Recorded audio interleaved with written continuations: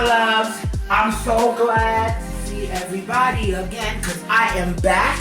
And guys, today I am going to show you how to make this great fondant recipe. I love this recipe to make fondant because this is especially good, especially when you have large amounts of cakes to do. Usually I like to buy fondant, but when I know I have a large cake that I have to make, this is a great recipe to make because it uses a homemade marshmallow based fondant, and you add fondant that's already made. You could get the ones by Satin Ice, or I'm using the one by Wilton's, and you could get this from Michael's. And you know, of course, with Michael's, this is already great tasting, easy to roll fondant. And you're gonna combine the two to make more fondant. So it's great. It's not expensive, and you could get more. It's like you're making more fondant to add on to already pre-made fondant, and it tastes pretty good too. So I'm going to show you how to do this. And by the way, I did get this recipe from Sugar Geek. I really love her channel. I got this recipe because it's very cost efficient, especially if you have a large cakes that you have to make.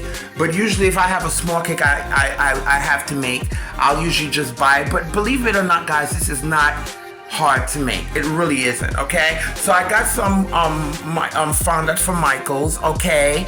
And you also, if you're familiar with Michael's, you could get coupons and you could get discounts on a lot of their products. So I got a 5.5 pound of fondant, and it comes with 2 packages of fondant. And I'm gonna give you the recipe for this, and we're only gonna use for one recipe of this. We're gonna double this recipe by including this homemade fondant. So we're gonna combine the two, and we're only gonna use half. So you can make 4 recipes per box from Michael. So we have some fondant. You're gonna need some warm water. I have some shortening here that we're gonna make our marshmallow based fondant.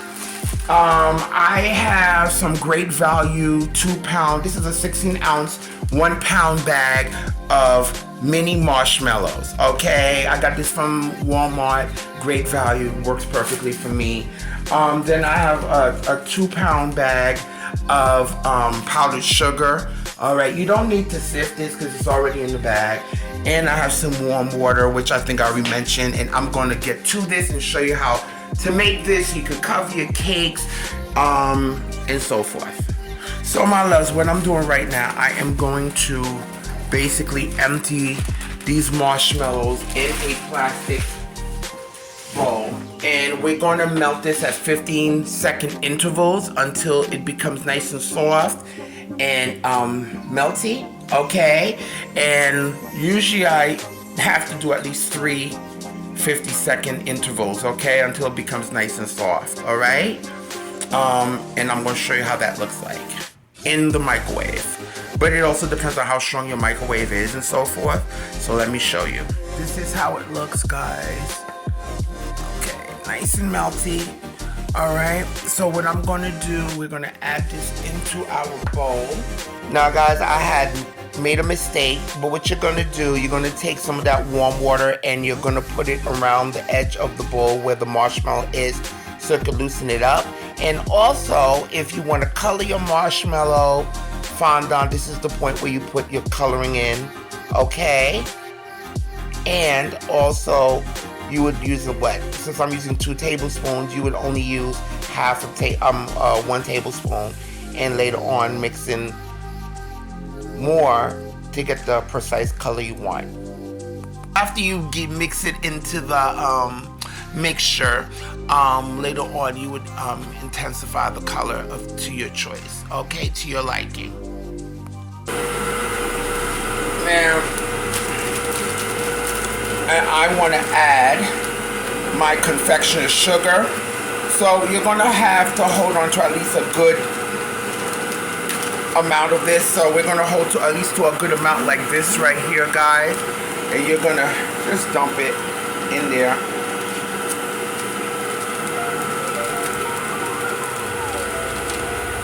Alright. Yep, it's a mess. So hold on to a good amount of it, guys. Oh, child, I made a mess. That's alright, though. That's alright. Nobody's perfect. We make mistakes. Even some of the ones that are well versed in this, okay? So my honey bunches of oats, we are just mixing this for at least, 3 to 5 minutes. It's gonna look a little rough in the beginning, but we just wanna continue to beat this. And it's gonna be very sticky. Okay, so it's gonna look very sticky and a little bit droopy, but that's okay because we're gonna add the rest of that confectioner sugar.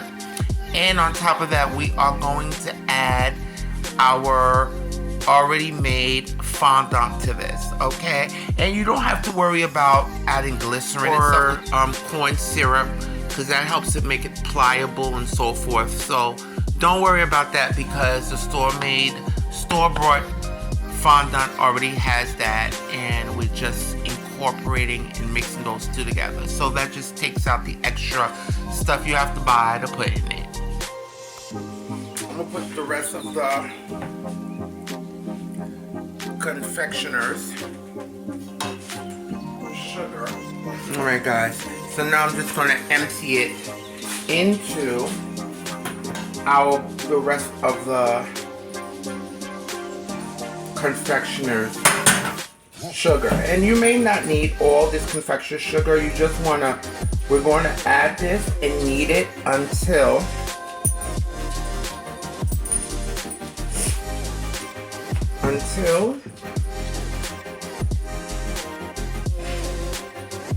it's no longer sticky.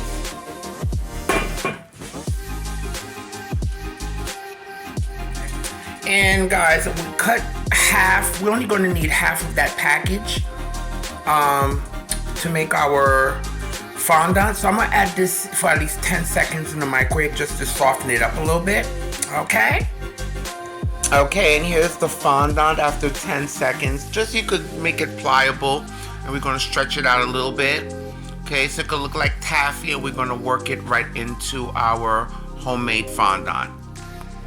Okay, so my loves, we are just taking a little bit of shortening. We're massaging our hands with it, and we're just going to start kneading our homemade fondant into that confectioner sugar.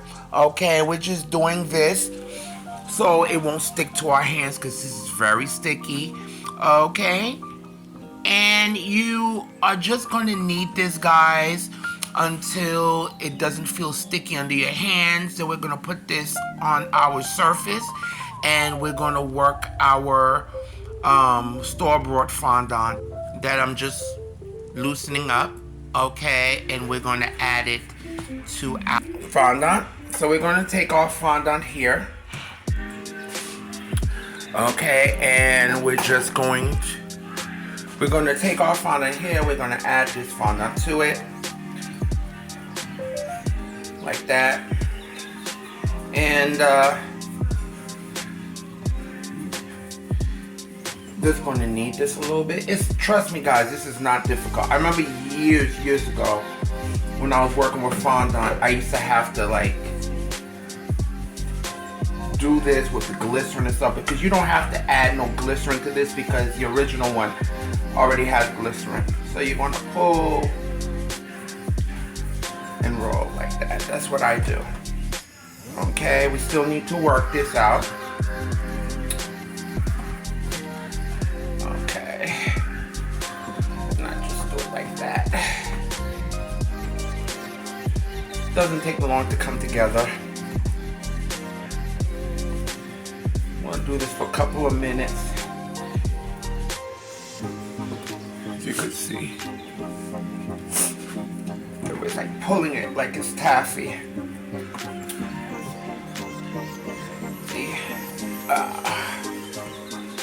And you could wrap this. I usually wrap this. I double wrap it in saran wrap. And I'm sorry, in plastic wrap. Then I'll put it in a plastic bag. and it will preserve, and you won't get that. You know how when you're working with fondant, sometimes the fondants have elephant skin and all that stuff, and you know, this is perfect to work with. But there's other fondant recipes you might want to work with. Another thing is, I remember I had somebody ask me, well, how come your cake, you don't keep the condensation, you know, when you put the cake in the refrigerator, and my cakes always have that moisture on it? Well, I'm gonna be honest with you, a lot of times I think a lot of people, when they're working with fondant to cover cakes, what happens is that sometimes they have to refrigerate because they're either using, I mean, you could cover a cake with ganache, Swiss meringue buttercream, Italian meringue buttercream, or American buttercream. I like to use American buttercream. I'm gonna tell you why. Because American buttercream, I don't have to worry about putting it in the refrigerator like that, especially when I'm using a high ratio shortening base, high ratio fat base for the American buttercream, just to cover the cake so I could put my fondant on. So I don't have to worry about putting it in the refrigerator because I know it's going to crust, and I'll be able to put my fondant on. I don't have to worry about putting the fondant in the cake covered in fondant in the refrigerator. A lot of times people have to, because Swiss meringue buttercream and Italian meringue buttercream, especially if it's a hot day, and because they have a low tolerance to a certain amount of heat, you have to keep those cakes chilled. That's why with me, I don't care what it is. When I know I'm covering my cakes in fondant, I always do an American buttercream with a high ratio base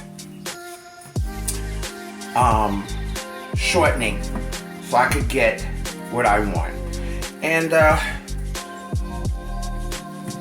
this basically, guys, don't forget, if you need to keep putting, see, I still have this left because you may not need to use all that, but I'm gonna put a little bit more shortening on my hand, okay? And basically you want to do this until it doesn't feel sticky under your hand. It doesn't feel sticky under your hand, and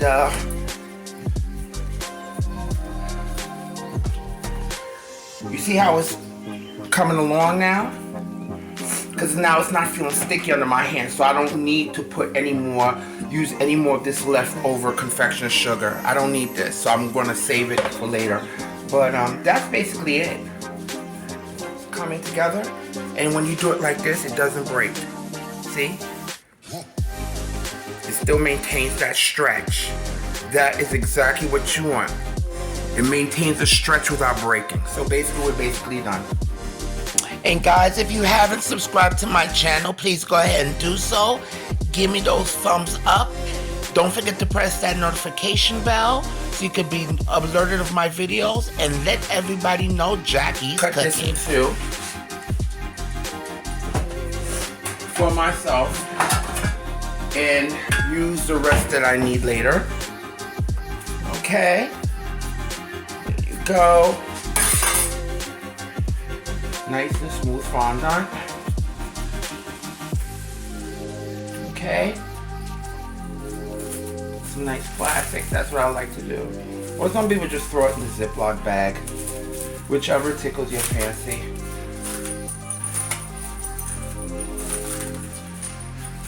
And put it in a plastic Ziploc bag. And here is our beautiful fondant, my loves. Easy. Nothing difficult. I wrapped it in some plastic wrap. Then I'm going to stick it in a plastic bag or a Ziploc bag. And you can leave it on your counter, room temperature. It will hold when you need to use it again. Just re-knead it just to make it pliable again. And you're good to go. Nothing difficult, guys. Save your money. Get more for your buck. Especially when you got them large cakes. So guys, hope you like this recipe. And I want you to eat, love, and pray. Bye.